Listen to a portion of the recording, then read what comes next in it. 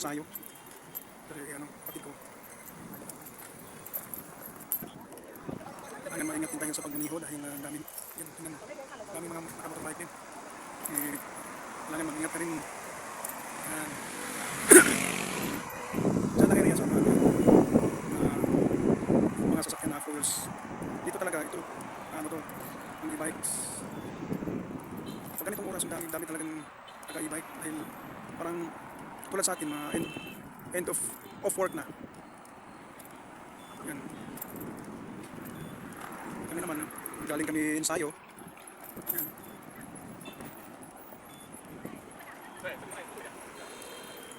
Maya naman ng mga 8 o'clock, alis naman kami pabalik. Tutukan na itong mahangin dito ngayon. Magandang panahon.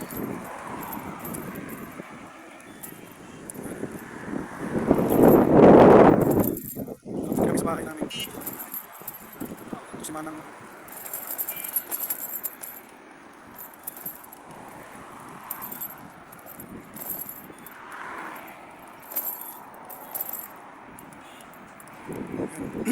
Diyan banda kami naman dyan mga bilihan ng damit.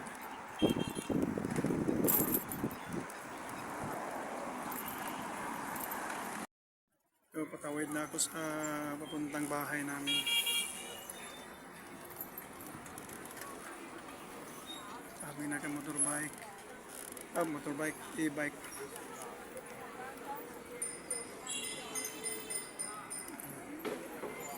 Kailangan maingat tayo. Ingat.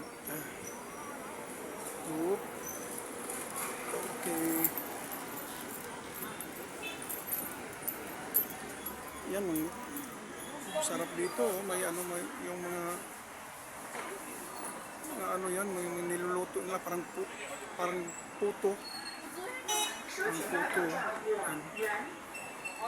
Minsan bumili ako dito. Sarap yan. May mga palaman na mga gulay. Dito na papunta na kami sa ako pala. Iniwanan ako nila. Punta na ako sa bahay. Lapit na ako sa bahay. Dami kasi mga pag ganitong oras, madami talagang mga e-bikes.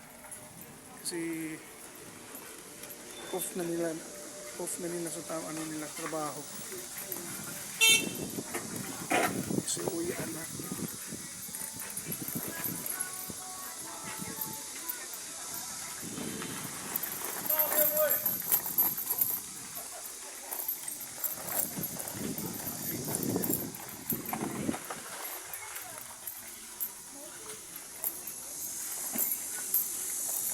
Malapit ang bahay.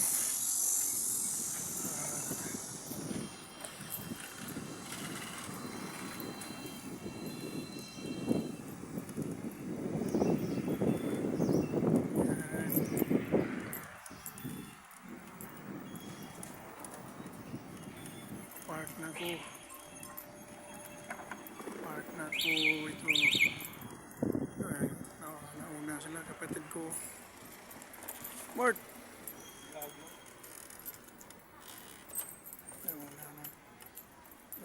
nahuli. Dito tayo parking muna. Mamaya patawid na ako sa papuntang bahay namin. Babalikan kita.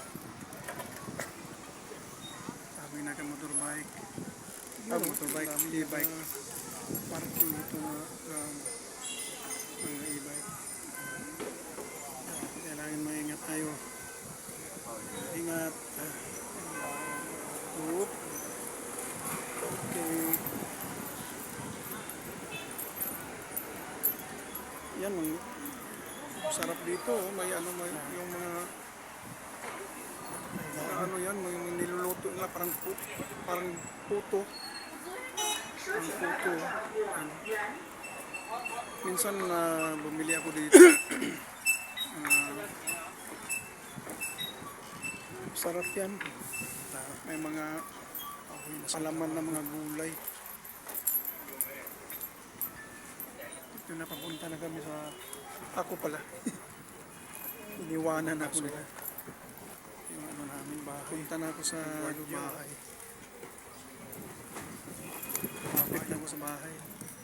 Dami kasi mga pag ganitong oras, madami talagang mga e-bikes.